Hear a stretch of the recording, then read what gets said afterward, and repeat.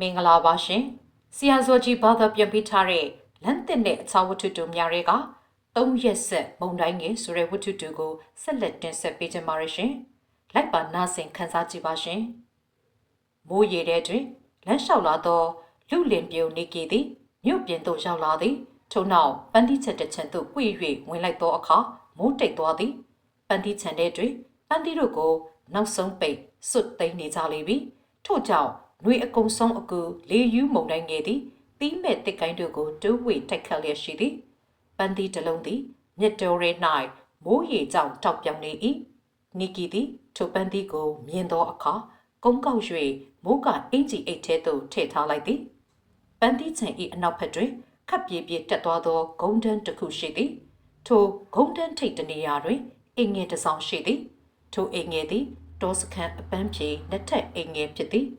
အိမ်ရှိတွင်စင်ဝင်ရှိသည်ခေါင်းမိုးတွင်မိခိုးခေါင်းနိုင်မှမိခိုးတလူလူထွက်နေသည်အိမ်နောက်ဖေးတွင်မော်တော်ကားယုံရှိသည်တက်ချန်ရှိသည်ထို့နောက်တစ်ပင်မြင့်မြင့်ကြီးများရှိသည်တစ်ပင်မြင့်မြင့်ကြီးများသည်လေယူးမုန်တိုင်းငယ်ကြောင့်ရိမ့်ထုံးနေကြသည်နီကီသည်ထိုတစ်ပင်ကြီးများကိုကြည့်၏နှွေကုံ၍ဆောင်းဦးပေါက်ပေတော်မူ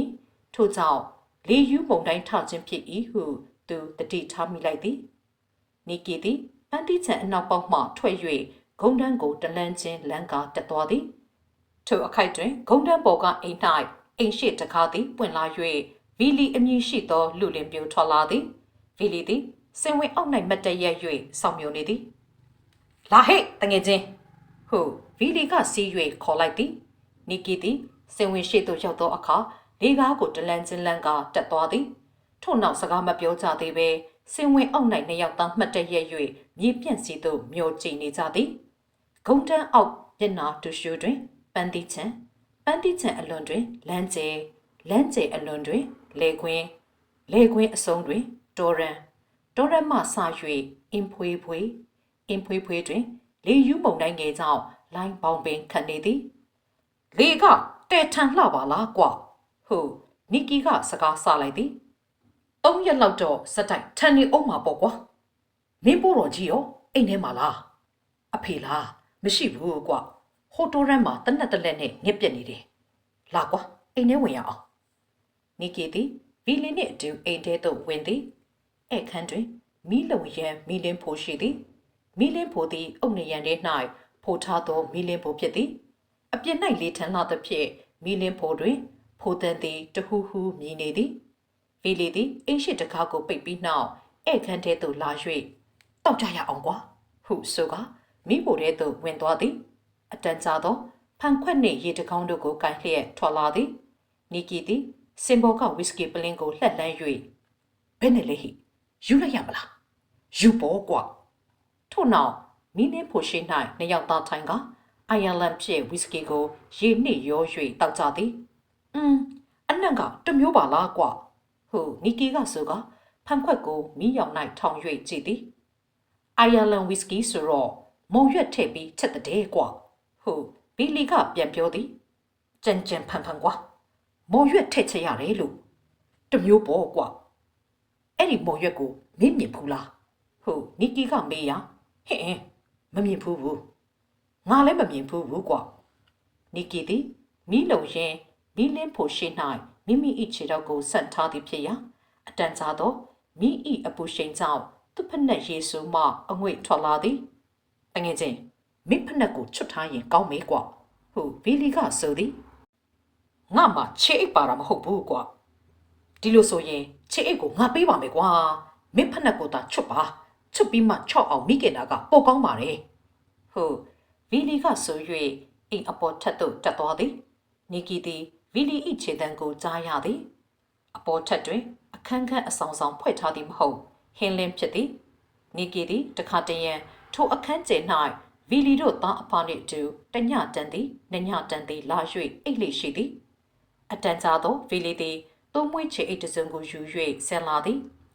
တော်ချမ်းလာပြီကွာချေအိတ်မပါဘဲအပြင်ထွက်လို့တိတ်မကောင်းတော့ဘူးဟုဗီလီကဆို၏ငါလဲထွက်မယ်စိတ်မကူပါဘူးကွာဟုနီကီကပြန်ပြော၍ခြေအိတ်ကိုဆွတ်သည်ထို့နောက်ကလတ်ထိုင်၌မိချလိုက်ပြီလေဖတ်เสียဘာများရှိသလဲကွာဗီလီယဟုနီကီကမေးသည် သတင်းစာရှိတယ်ဟဲ့ပေးစမ်းပါကွာအင်းဘက်ထရိုက်ဖိတ်ဘောလုံးသတင်းပါသလားဟဲ့ဟင်ကာတာအတင်းကဘလို့လှုပ်လိုက်တာလဲကွာရက်ချိန်ပေးပြီးမှမကစားတော့ပဲပွဲသိမ့်လိုက်တယ်လေဟာကွာမဟာနဲ့လေမက်ဂရော့ဆိုတဲ့အကောင်ကြီးကကာတာအတင်းသားတွေကိုငွေနဲ့ပေါက်လိုက်သလားမှမသိပဲဟာငွေနဲ့ပေါက်တယ်ဆိုအောင်တပြုံလုံးကိုပေါက်နိုင်မှာလားကွာတပြုံလုံးကိုပေါက်ဖို့မလိုပါဘူးကွာထိတ်သီး2ယောက်3ယောက်လောက်ကိုပေါက်လိုက်ရင်ပြီးတာပဲဒီလိုမှငွေနဲ့မပေါက်ရင်လဲတစ်ဖက်ကအကောင်တွေအချင်းချင်းမကြင်မနှက်ဖြစ်နေကြအောင်လုပ်နိုင်တာပဲ။အော်ဇင်ဆိုတဲ့ဟိုအကောင်လုပ်ပုံမျိုးပေါ့။အေးပေါ့ဒီကောင်လောက်မိုက်တဲ့အကောင်တော့လောကမှာမရှိပါဘူးကွာ။အေးကွာဒီအကောင်ဟာဘောအပြစ်မှလဲဝိစာပဲ။ဘောအဖမ်းမှလဲဝိစာပဲ။အေးဒါပေမဲ့ဘောတွေလွတ်ကုန်တာပဲမဟုတ်လား။ဒီတော့သေဟနန္ဒီယာပေါ့။မက်ဂရော့ဆိုတဲ့အကောင်ကြီးဟာအခုလေဒါမျိုးဖြစ်အောင်လှုပ်ချင်ရင်လှုပ်မှာပေါ့အေးဖြစ်နိုင်တယ်ကွာဟုတ်ဗီလီကဆိုဤတို့မသိနိုင်တဲ့သူတို့အတွင်းကြီးတွေလည်းရှိအောင်ပါပဲကွာဟုတ်နီကီကဆိုပြန်သည်ဒါပေါ့ကွာတို့ကအဝေးရောက်နေကြတော့မန်းကြည့်ုံပဲရှိတာပေါ့ဗီလီသည်ထို့သို့ဆို၍ဝီစကီပလင်းစီသို့လှက်လှမ်းလိုက်သည်ထို့နောက်နီကီဤဖန်ခွက်ထဲသို့ထိပ်ပေးသည်ရေဘလောက်ထည့်မလဲစတူပေါ့ကွာမုံတိုင်းကြလာတာကိုငါသဘောကျတယ်ကွာမင်းရောသဘောမကျဘူးလားဟုတ်နီကီကမေးဤမုံတိုင်းကတော့စံပါပဲကွာသဘောကျတာပေါ့ငါအဖို့မှာနှွေးအကုံဆုံးအကူလေယူထရရသည်ကိုအကြိုက်ဆုံးပဲကွာဟုတ်နီကီကဆိုပြန်သည်ငါလည်းအကြိုက်ဆုံးပဲအခုလိုရာသီမျိုးမှာဘယ်တော့မှမြို့ထဲမှာငါမနေချင်ဘူးကွာဗီလီသည်ထို့သို့ပြန်ပြောပြီးနောက်ပရင်းပေါက်အနည်းရှိစပွဲစီသို့လှက်လှမ်းလိုက်သည်ထို့နောက်ဖွင့်၍မှောက်ထားသောစာအုပ်ကိုယူပြီးလင်ဖန်ခွက်ကိုလက်တစ်ဖက်နှင့်ကိုက်လျက်ဖတ်မြင်ပြူသည်ဘာစာအုပ်လဲကွာဟုတ်နီကီကမေး၏ရစ်ချတ်ဆိုတဲ့ဝတ္ထုလေနမေကြီးပေါ့ဒီဝတ္ထုကဖတ်ရတာလေးလုံးလာတော့ကွာကောင်းပါလေကွာငါမဖတ်ဘူးသေးတဲ့ဝတ္ထုတွေထဲမှာမင်းမှာဘာဝတ္ထုရှိတယ်လဲဟုတ်နီကီကမေးသည်မြိုင်ကြီးမောင်မေကိုမင်းဖတ်ပြီးပလားဖတ်ပြီးပြီကွာဟုတ်ကွာငနေကုန်းတဲ့ငနေမှတန်လျက်ချပြီးအိတ်ကြရဲဆိုတဲ့ဝတ္ထုမဟုတ်လားအေးဟုတ်တယ်မကောင်းဘူးလားဟုတ်ဗီလီကမေး၏ဖတ်လို့တော့ကောင်းပါရဲ့ဒါပေမဲ့ကွာတန်လျက်ကိုအလဲမှာထားပြီးအိတ်ကြတော့ကိုဘာထူးမှလဲအေးထူးချင်နေဆိုရင်တန်လျက်အသွားကိုထောင်ထားနိုင်မှဖြစ်မှာထောင်မနေပဲပြားလိုက်ဖြစ်နေရင်တလိမ့်လောက်လိမ့်လိုက်ရုံပေါ့ကွာဒါကတော့တစ္ဆာအဋိဋ္ဌံကိုပြတဲ့သဘောကိုကွာမင်းသဘောကလက်တွေ့လှုပ်ကြည့်လို့မရနိုင်တဲ့သဘောဆိုတော့အခက်သားပဲဟုတ်နီကီကဆိုသည်ဟေးနီကီတမာရီဆိုတဲ့ဝတ္ထုကိုမင်းဖတ်ဘူးသလားဝေါပိုရေးတဲ့ဝတ္ထုလားဒီဝတ္ထုကမှတကယ်ဝတ္ထုကွာဇက်ဆောင်ကလည်းစံပဲကွာဇက်ဆောင်ရဲ့အဖေကြီးကလည်းစံပဲဟေးဝေါပိုရေးတဲ့ဝတ္ထုတွေကမင်းမှာဘာရှိတယ်လဲစုံတော့မောင်မောင်ရှိတယ်ရုရှားတိုင်းပြည်အကြောင်းလေးကွာဟုတ်ဗီလီကဆိုသည်ဝတ္ထုဆရာကရုရှားအကြောင်းဘာသိမှလဲကွာမသိဘူးလေကွာသူကတော့ရုရှားမှာငငယ်တုန်းကနေဖူးတယ်ဆိုပြီးရှောက်ရေးထားတာစုံလို့ပဲဝမ်ပိုကိုငါတွေ့ချင်စမ်းလာတော့ကွာဟုတ်နီကီကဆိုသည်ငါကတော့ချက်စတာတန်ကိုတွေ့ချင်တာကွာအေးအကောင်းသားပဲချက်စတာတန်ကိုလည်းငါတွေ့ချင်တာပဲဒီအိမ်မှာသာသူအခုရောက်နေရင်အင်းတဲ့သွားပြီးငါမျှရအောင်ဆိုပြီးသူ့ကိုငါခေါ်မှာပဲဟာချက်စတာတန်လိုစာရေးစရာကြီးကငါများလိုက်ပါလေလားကွာလိုက်မှာပေါ့ကွာငါလောင်းရဲပါတယ်ဟေးချက်စတာတန်ဟာဝါလပူတက်တော်ရဲလို့ငါထင်နေကွာမင်းဘယ်နဲ့သဘောရတယ်လဲဟုတ်နီကီကမေး၏အစ်စ်ပေါ့ဒါပေမဲ့ရေးရမှာတော့ဝါလပူကပို့ပြီးလှလှပပရေးတတ်တယ်ကွာဒါကိုတော့ငါမသိဘူးဒါပေမဲ့ချက်စတာတန်ရဲ့စာတွေကသမိုင်းဝင်တွေကြီးပဲကွာဝါဖိုရဲ့စာတွေကလည်းသမိုင်းဝင်နေပါပဲကွာဟုတ်ဘီလီကဆိုသည်ဂိုင်းဒီငနေကြီးနှစ်ယောက်စလုံးဟာယတ္တစာပေဝိဇ္ဇာကြီးတွေဆိုပါတော့ကွာဟုတ်လားဒီတော့သူတို့နှစ်ယောက်စလုံးကိုဒီအိမ်မှာရောက်လာကြစေချင်တယ်ကွာဟုတ်လားသူတို့ရောက်လာကြရင်တို့ဘာလုပ်ကြမလဲသိရလားသူတို့နဲ့အတူတူအင်းနဲ့သွားပြီးငါဖမ်းကြမယ်ဟဲ့ငါဖမ်းကြမယ် Hey, Nikki, tenge jin, mi mu ni pala. Ha, bega la mu ya ma le kwa. Di lo so yi, jai la gong kwa. A phe ka ma pyo ba bu kwa. A hou la kwa. A hou ba kwa. Hey, Billy, tenge jin, nin ne ro, a mu da kwa. Mi ma mu ni ba bu kwa. A phe ka, the bo kaung ba le kwa. Jai da jai ba. Hou la. O kwa. ငါအဖေကသဘောအကောင်းကြီးပါဟာတခါတော့လေစူရာပေါ့ကွာဟုတ်ဘီလီကဆိုသည်အေးငါအဖေလေသဘောကောင်းတယ်ကွာဟုတ်တာပေါ့ငါသိတာပေါ့ဟုတ်ဘီလီကဆိုသည်အဖေကသူ့တသက်မှာအရက်ဆိုလို့အနံ့တောင်မခံဖူးဘူးတဲ့ကွာဟုတ်နီကီကဆိုပြန်သည်အေးလေသူကဆရာဝန်ကိုကွာငါအဖေကတော့ပကြီးစရာဆိုတော့စုံကျင်တာပေါ့အဲ့ဒါပေါ့ကွာငါအဖေကမစုံတော့အဝါမဝဖြစ်နေတာပေါ့ကွာအဲ့ဒီလိုလဲမဟုတ်သေးဘူးလေတစ်ဖက်ကနေရမကြရင်တစ်ဖက်ကတော့နေရကြတတ်သားပဲကွာအဖေကလည်းပြောရှာပါတယ်သူကတော့လောကမှာအစုံမလုပ်ဖူးတဲ့အတွက်လူရည်မဝဘူးလို့တော့ပြောရှာပါတယ်ငါအဖေကတော့စုံလွန်အားကြီးလို့ဒုက္ခတွေ့ပေါင်းများလာပါပြီကွာကဲတော်တော့ငါအဖေကမစုံလို့လူရည်မဝမင်းအဖေကစုံလုံးလို့ဒုက္ခတွေ့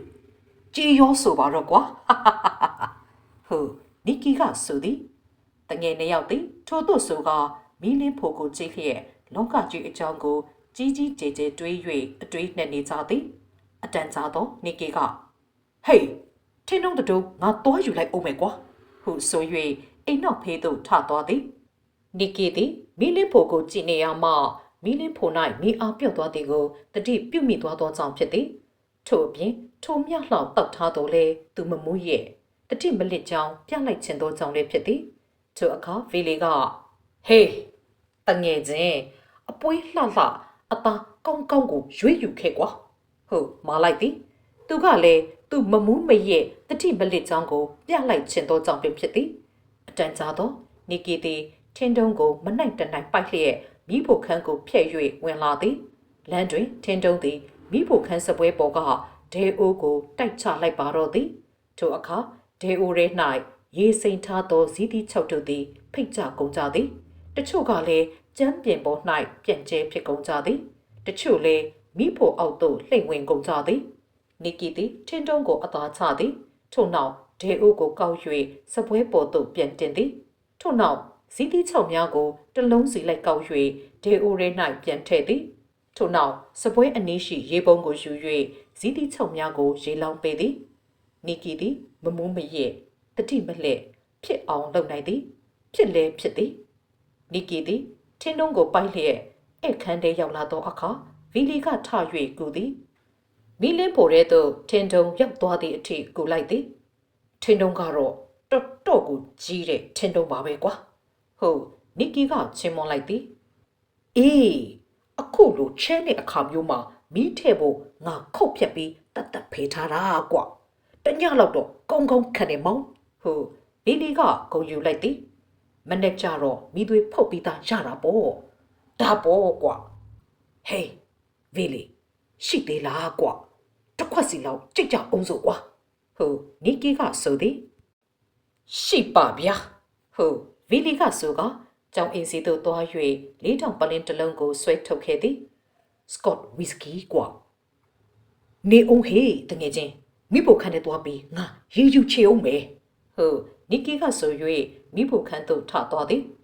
မိဖို့ခန်းထဲတွင်နီကီသည်ရေပုံးလေးက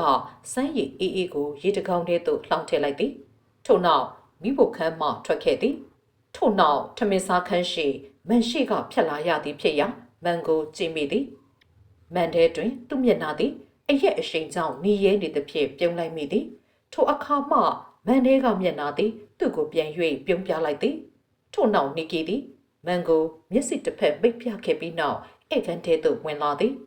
ဖီလီသည်နီကီ၏ဖန်ခွက်ထဲသို့စကော့ဝီစကီကိုငှဲ့ထည့်သည်ဟာများလာကြည်လားကွာဟုတ်နီကီကဆိုသည်မများပါဘူးကွာစောစောတုန်းကတော့တောက်ချင်လို့တောက်ကြတာကွာအခုတော့ ချက်စတာတန်ကြီးအတွက်တောက်ကြမယ်ကွာဟာ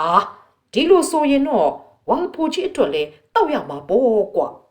ထို့သို့ဆို၍နီကီသည်ဗီလီ၏ဖန်ခွက်ထဲသို့စကော့ဝီစကီငှက်ထည့်ပေးရာဗီလီကလည်းနီကီ၏ဖန်ခွက်ထဲကဝီစကီ၌ရေစွတ်ပေးသည်ထို့နောက်မတ်တထကြလျက်ဖန်ခွက်ကိုစီကိုင်းကနှစ်ယောက်သားတစ်ယောက်မျက်နှာတစ်ယောက်ကြည့်၍ပြုံးစီစီလှုပ်နေကြသည်ထို့နောက်မင်းပရိသတ်အပေါင်းတို့ခမညာချက်စတာတန်ကြီးကို၎င်းဝါဖိုကြီးကို၎င်းတက်တော်ရာကျော်ရှိစီကြောင်းစုမုံကောင်းတောင်းရင်တောက်လိုက်ပါရစေခမညာဟုတ်ဗီလီကစလိုက်တော့အခါမင်းပရိသတ်အပေါင်းတို့ခမညာကျွန်တော်ကလည်းဒီအတိုင်းပါပဲခမညာဟုတ်နီကီကအဆုံးတက်လိုက်သည်ထို့သို့ဆို၍နှစ်ယောက်သားမော့ချလိုက်ကြသည်ထို့နောက်ပြန်ထိုင်ကြသည်ဟေးနီကီမင်းကငါတကယ်ချီးကျူးပါရဲ့ကွာဘာကွာဘာချီးကျူးတာလဲမာဂျရီညှုတ်ကွင်းကဇွတ်အတင်းမင်းယုံထွက်ခဲ့တာလေကွာအထင်လိုက်သားပဲတော်ပါကွာဒီခွေးမလေးဟုတ်နီကီသည်စကားကိုအဆုံးမသက်ပဲထားလိုက်သည်ဟေးဒီလိုပဲလှုပ်ရမှာပဲကွာဒီလိုမင်းမလှုပ်ရင်ဟိုလိုမင်းဖြစ်မှာပဲဟိုလိုဖြစ်မှာပဲဆိုတာကအခုလောက်ရှိရင်မင်းဟာအိမ်ပြန်အလုပ်ကိုကျုံးလို့ပစံစုနောက်ပြီးတော့သူ့ကိုမင်းယူတော့မှာပေါ့ကွာမဟုတ်ဘူးလားနီကီကပြန်မဖြစ်တွေးနေသည်သူအခါဗီလီကဆက်၍ဟေးမိမယူတဲ့အကောင်ဟာဘာဖြစ်တတ်တယ်လဲမင်းသိရလားတခါတည်းတန်လန်နဲ့မိနေတာပဲကိုမပိုင်တော့ဘူးကွာတကယ်ကိုအတုံးမကြတဲ့ဘဝပါကွာသေဟနဒီယမိမယူတဲ့အကောင်တွေကိုမင်းလိုက်ကြည့်ပါလားဟုတ်ဆိုဤနီကီကပြန်မဖြစ်တွေးမြဲတွေးနေသည်သူတို့မျက်နှာတွေကိုမင်းလိုက်ကြည့်ပါလားအိမ်ထောင်ရှင်ဆိုပြီးအင်ဒရီကြီးနှစ်ပိတ်တာခွဲနေယောက်ျားဘဝတုံးပါလေရောကွာသေဟဲ့နန္ဒီယအေးပေါ့ကွာဟုတ်နီကီကတခုံပြန်ပြောသည်ချစ်ပြီးမှခွဲရတယ်ဆိုတာကတော့အသိနာစရာပေါ့ကွာဒါပေမဲ့ချောလှမြင်ရင်မင်းကြခဲ့ဖူးတာပဲမဟုတ်လားပြီးတော့လေပြီးသွားတာပဲကြစရာတွေ့ရင်ကြပေါ့ဒါပေမဲ့စိတ်အစင်းရဲတော့မခံနဲ့ကွာအေးပေါ့ကွာသူ့ကိုမင်းယူလိုက်ရင်မင်းဘာဖြစ်မလဲသိရလားသူ့အိမ်သားလုံးဟာမင်းလေကိုခွစီးထားမှာပဲသူ့အမေကြီးအကြောင်းကိုမင်းအသိသားပဲမဟုတ်လားသူ့အမေကြီးကိုယူမိတဲ့ဟိုငနေကြီးဟာအခုဘာဖြစ်နေပလဲမင်းသိတယ်မဟုတ်လားနီကီကကောင်းညိတ်လိုက်သည်ဒီတော့မင်းခွာခဲ့တာဟာအခွာကောင်းပါကွာအခုဆိုရင်မာဂျရီဟာသူ့နဲ့ဝါဒနာချင်းလဲတူညင်ချင်းလဲတူအကျင့်ချင်းလဲတူတဲ့သူ့လိုအကောင်မျိုးကိုသူယူရတော့မှာပေါ့ကွာဟေးနီကီလောကမှာလေစီနဲ့ရေဟာရောလို့ရသလားကွာမင်းစဉ်းစားကြည့်စမ်းပါအေးစီနဲ့ရေကမှရောလို့ရချင်ရအောင်မေမင်းနဲ့မာဂျရီဟာဘယ်တော့မှရောလို့ရမှာမဟုတ်ဘူးကြည့်လေငါနဲ့အီဒါရောလို့မရတယ်လို့ပေါ့ကွာအီဒါဟာသူ့နဲ့ဝါဒနာချင်းလဲတူညင်ချင်းလဲတူအကျင့်ချင်းလဲတူတဲ့စတာတုံလိုအကောင်မျိုးနဲ့ကြတော့ဟောဗျာဖြူးနေတာပဲဟုတ်ဗီလီကအားပေးရှာသည်တို့ရတွင်နီကီသည်တခွန်းတပါရာမြောင်ပြန်မပြောငိုင်နေသည်ဝီစကီသည်နီကီကိုမနိုင်အရှုံးပေးလိုက်သည်နီကီသည်မီလင်းဖို့ကိုလည်းမမြင်မီလီဤစကားကိုလည်းမကြားသူမြင်နေရကြားနေရသူသည်မာဂျရီသားဖြစ်သည်မာဂျရီကိုသူအသေးအလဲချစ်ခဲ့သည်ဖြင့်မာဂျရီနှင့်တွဲခဲ့ရသည်ကိုသူတအောင်မိမိဖြစ်နေသည်ထို့နောက်တွဲရမှခွဲရသည်ဖြင့်အသေးနာနေသည်ယခုတော့မာဂျရီကိုသူမတွေ့နိုင်တော့ပြီသူ့အဖို့လောကကြီးသည်ရေစုံမျောပြီဇက်သိမ့်ပြီနှိကုံကမှတ်အဆုံးသတ်ပြီထို့ကြောင့်တောက်အောင်မေကွာဟုတ်နီကီကတောင်းရဗီလီသည်ငှဲ့ပေးသည်အငယ်ချင်းရမင်းခွာခဲ့တာဟာအခွာကောင်းပါကွာမင်းကသာစောစောမခွာခဲ့ဘူးဆိုရင်တို့အခုလိုနေကြရမှာမဟုတ်ဘူးကွာ ဟုဗီလီကကြာကန်ပေးပြန်သည်ဟုတ်ပေသည်နီကီသည်မာဂျရီနှင့်နီနီကက်ကက်နေရအောင်မာဂျရီတို့အရက်၌အလုတ်တစ်ခုခုကိုရှာ၍လုပ်မည်ဟုကြံထားသည်ယခုတော့ရောက်လေလေဖြစ်နေပြီမတတ်နိုင်တော့ပါဘူးဗီလီယာဟုနီကီကညှိလိုက်သည်အေးဒါမျိုးဟာဒီလိုပဲဖြစ်ရမှာပဲကွာဟုတ်ဗီလီကဆိုသည်ဘယ်လိုဖြစ်သွားသလဲမသိတော့ပါဘူးကွာဖြစ်ချင်တော့လဲချက်ချင်းလက်ငင်းပဲကွာမုံတိုင်းကြီးဝုန်းခနေကြလာပြီးတိတ်ရွက်တစ်ခက်တွေကိုအကုန်လုံးတိမ်ကြုံတိုက်ချလိုက်တယ်လို့ပါပဲကွာဂိုင်းပြီးတာလဲပြီးခဲ့ပြီပေါ့ကွာဖြစ်သမျှအကြောင်းအကောင်းကြီးပဲလို့ယူလိုက်ပေါ့ကွာငါအပြစ်ပါပဲဗီလီယာဟေးဘယ်သူအပြစ်ပဲဖြစ်ဖြစ်ဒီစခန်းဆိုင်နေမှာတော့မထူးတော့ဘူးကွာအေးမင်းပြောတာဟုတ်တယ်မထူးတော့ဘူးကွာဟုတ်နီကီကပြန်ပြောလာနိုင်သည်မာဂျရီကိုနီကီပြန်မရနိုင်တော့ပြီလက်လွတ်လိုက်ရပြီတွေ့ချင်သေးသည့်တိုင်အောင်မတွေ့နိုင်တော့ပြီရခင်အခါကတော့နီကီနှင့်မာဂျရီတို့သည်အီတလီနိုင်ငံသို့ပျော်ပျော်ပါပါအလဲအပတ်သွားမည်ဟုစိတ်ကူးထားကြသည်ယခုတော့ထိုစိတ်ကူးသည်ရေစုံမျောပြီစက်သိမ့်ပြီနိဂုံကမှတ်အဆုံးသက်ပြီနီကီဟာအကြောင်းဆိုတာဟာဖြစ်ချင်ရင်ဘာမပြောညာမပြောဖြစ်လာတာပဲကွာပြက်ချင်ရင်လေဘာမပြောညာမပြောပြက်သွားတာပဲကွာလောကကြီးဟာဒါပဲကွာဟောအခုပြက်သွားပြီမဟုတ်လားပြက်သွားလေတီးတာပေါ့ကွာ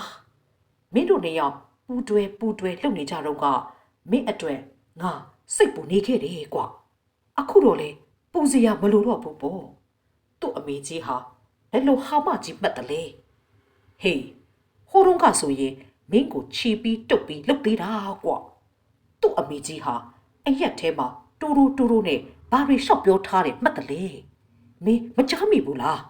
ဟဲ့မချားမိဘူးဘာတွေလဲကွာသူ့သမီးကိုမင်းနဲ့ကြောင်းလန်းပေးတာတဲ့စစ်ဆက်ပေးတာတဲ့ဒီလိုရှော့ပြောထားတာကွာဟေး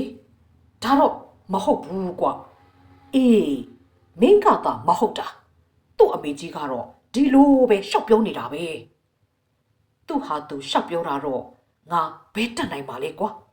ဒီတော့ကတော့မင်းကလည်းမာဂျရီကိုယူမဲလို့လုပ်နေတာပဲမဟုတ်လားအေးလေဟုတ်တယ်လေဒါပေမဲ့ကြောင်းလန်းတာတို့စစ်ဆက်တာတို့တော့မလုပ်သေးပါဘူးကွာအိုးကွာဘာထူးသေးလဲကွာထူးမထူးတော့ငါမသိဘူးလေယူမဲလို့လုပ်တာဟာအကြောင်းလန်းစစ်ဆက်တာဖြစ်ရရောလားကွာမတူသေးပါဘူးကွာတူတော့မတူဘူးပေါ့ဒါပေမဲ့ဘာထူးသေးလဲကွာဂိုင်းကွာမူးလိုက်ကြအောင်စို့စိတ်လိုက်ထို့တော့ဆို၍ဝီစကီညှိထည့်ကြပြီးလေမော်ချလိုက်ကြပြန်သည်ဟေးမော်စရာကြီးပါပဲကွာဒါပေမဲ့မတတ်နိုင်ဘူးဟဲ့မင်းလေသူ့အမေကြီးအကြောင်းကိုအသိသားပဲဟုတ်နီကီက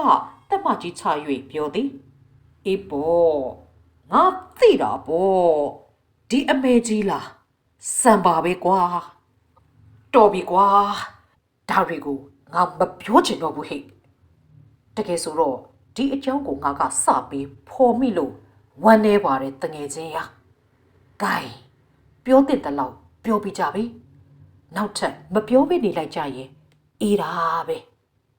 အေးဟုတ်တယ်သူ့ကံကိုယ်ကံဆိုတာဟာလောကမှာရှိတာပဲသူ့အလဲရှိရင်ကိုယ်အလဲလဲရှိရမှာပေါ့ကွာဒါပေါ့ကွာနေသေးတပခြုံတဲ့ကချိုသွေးတပတမျှပေါ့ကွာအေးကောင်းတယ်ငါသဘောပေါက်လာပြီ